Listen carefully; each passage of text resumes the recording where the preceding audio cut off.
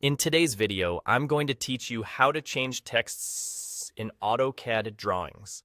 By the end, you'll know the quickest, most reliable way to adjust text so your drawings are clear, readable, and professional.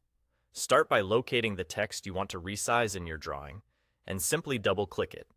This opens the in-place text editor right where the text sits, so you can see changes in context.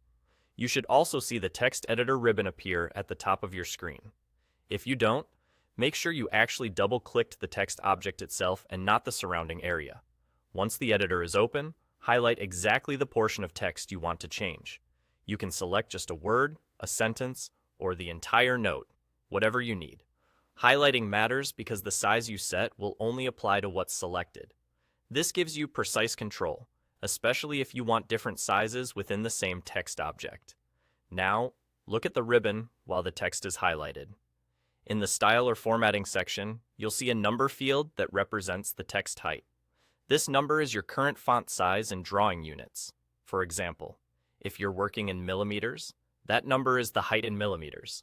If you're in inches, it's in inches. Knowing your drawing units helps you pick a sensible size that prints clearly at your chosen scale. Click that number and change it to the size you want. You can type a new value directly or use the small arrows to nudge the size up or down. As you adjust it, you'll see the highlighted text update immediately in the editor, which is a great way to preview the final appearance before committing. If nothing seems to change, double-check that your text is still highlighted and that you're editing the right object. When you're happy with the result, confirm the change by finishing your edit. You can click in blank space, press Escape, or use the Close Text Editor option, whichever you prefer in your workflow. The text will remain at the size you set and will display that way across views and when you print. And there you go.